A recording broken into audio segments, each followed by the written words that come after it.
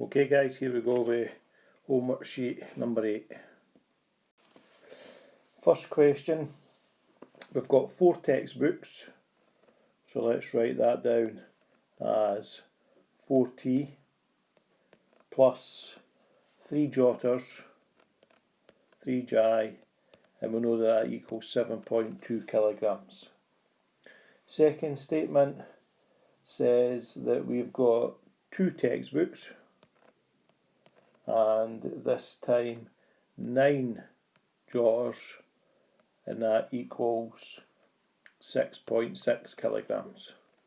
Okay, now you can see as soon as you write them down like that, we've made some simultaneous equations. So it's your choice. What do you want to do? Do you want to get these numbers here the same in the front? So do you want to make the bottom one 4 to match the top one? Or do you want to get the middle ones the same? In other words, match this 9 on the bottom by doing something to the top. Now it's your choice which one you do. Okay, I'm going to say that I'm going to double the bottom one. So the top is going to stay as 4t plus 3 jai is equal to 7.2, and the bottom is going to become 4t plus 18 jai equals 13.2. Now, because I've got a 4t at the front here, and I've got a 4t at the front here, what I can do is I can do a great big subtraction sum. If I do that, I'll end up with so many jais equals so many. That'll let me work out what a jotter is. Substituting it back in, I can work out what a textbook is. Question, the area and the arc length. Well, we're going to make use of the formula that the arc length is equal to the angle at the middle divided by 360 times pi d, and that the area formula is the angle at the middle divided by 360 times pi r squared. So the angle at the middle, we can see from the picture, is 130, so I can substitute that in here and here. The diameter, well, we know 6 is the radius, so we can work out what to put in there, and for the second formula it is the radius that goes in there. Okay, so 2 separate questions, 2 separate answers. Question 3, got some vectors. Now we're asked to find the magnitude of 3a add 2b. So the first thing I'm going to do is I'm going to multiply this vector by 3 and this vector by 2. So if I multiply a by 3, it's going to give me a new answer. If I multiply b by 2, it's going to give me a new answer, and then adding these together is going to give me a completely new vector. Now once I've got that vector, I need to work out its magnitude. How do I work out its magnitude? It's the square root of the first number squared added to the second number squared. So whatever you've got here, it goes in for x, that's the first number, and whatever you've got here goes in for y, that's the second number. Question 4, solve the equation. Now as soon as you see a power and an equal sign, and especially in the question because it says round to 2 decimal places, then that means we're going to be using the formula x equals negative b plus or minus square root of b squared minus 4ac all divided by 2a. Okay, however, just like last week, there's a wee issue. This initial equation is not in the correct format. So the 4x squared is good on that side, the 2x is good on that side, however the 3 is on the wrong side. So the first thing I would do with this question is I would get that 3 over to the other side. So that would give me 4x squared minus 2x. The 3 jumps over as negative 3 equals 0. Now I can work out what my A is, what my B is, and what my C is, and plug these numbers into that formula and then work out my answer. Now please be careful with the signs. Right, we had a lot of people last week who got the signs wrong. So careful with the signs, please. Right, make sure you know what's happening with the positive and negatives. Make sure you can use your calculator properly. And also, because you're rounding it at some place in your working, then you need to have the unrounded answer. So don't forget to put that in as well. Okay, but the main thing here is the signs. Question 5. So I've been playing golf and my scores are 73, 76, 68, 72, 81. Okay, and I've got to find the mean. Now the mean is just a fancy name for the average. So add all the scores up.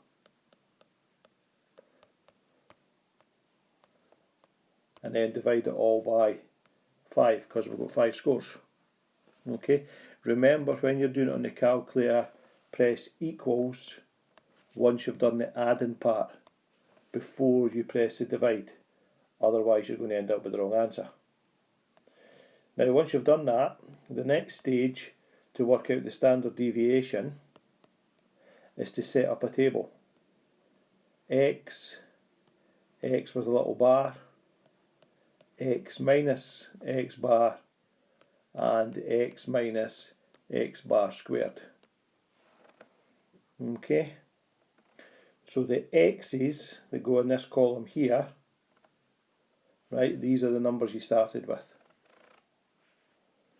Okay, so I'll put the first one in. So the first number was 73. The X bar, that is whatever you find this answer up here to be. So that goes in there. You do a takeaway to get this number and then you square it. Now please note that square numbers are always positive, so every single one of these is positive. And you do that for each one. 76, this number you get from above, do the takeaway, do the square. And you keep going and going and going. Oh, wait a minute, that's too wee. You keep going and going and going until you've done the whole table. Once you've done the whole table, you add up this last column. And your standard deviation is worked out by doing the square root of this answer here. Let me just call it answer. This answer here divided by, now the number that goes on the bottom here is n minus 1.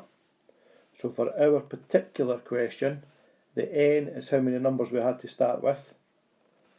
And to start with we had 1, 2, 3, 4, 5 numbers. So the number that you're going to put in here is 5 take away 1, you're going to put a 4 in there. So this answer goes on the top of the fraction, you divide it by 4, and then you square root. Part of the question, write down 2 comments or 2 statements. Now the statements always start the same way. So the first statement says, on average, Mr. West. Now this is where you compare my mean score to Mr. English's mean score. So on average, Mr. West scored higher than Mr. English, or lower than Mr. English, the same as Mr. English, whatever you want to fill in that section there. And then the second comment is we're talking about how spread out the scores are. Okay, so you would say that Mr. West's score was more, maybe less consistent, right? Mr. West's scores were more or less consistent than Mr. English's because his standard deviation was bigger or smaller than Mr. English's. Okay, so two statements. First one on average, second one is measuring the consistency, how close together they are. Question 6, here's my best wee diagrams I've ever drawn in my world. Okay, the weight of a flea is 1.2 milligrams, really light. An elephant is 5 times 10 to the 9. Now the magic word here to tell you this question, times bigger than the flea. Okay, so let's make it simpler. Let's say the flea weighed 2 grams and the elephant was 6 times bigger. What would the weight of the elephant be? 6 times 2. 6 times bigger, 6 times 2. However, we've not got that in this question. We've got 1.2 and 5 times 10 to the power 9 times bigger. So we're going to do 1.2 times 5 times 10 to the power 9.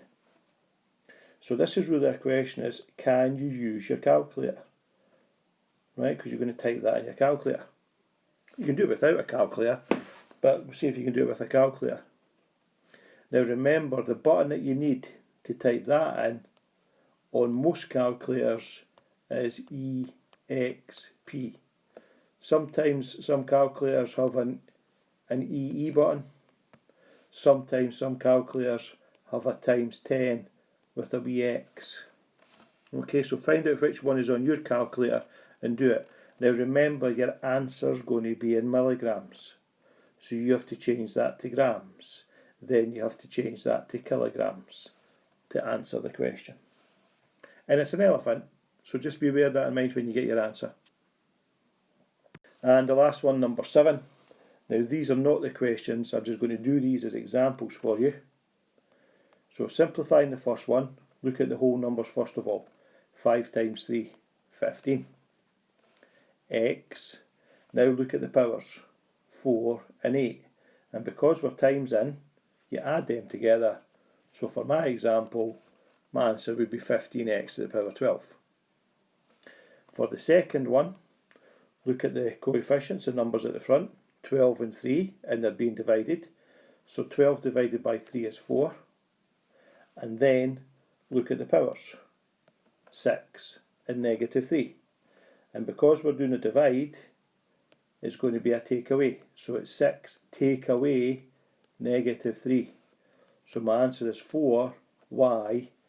Now 6 take away negative 3 is 9. So for my example, you get 4y to the power 9. Okay, the ones in the sheet are slightly different. Okay guys, hopefully that helps.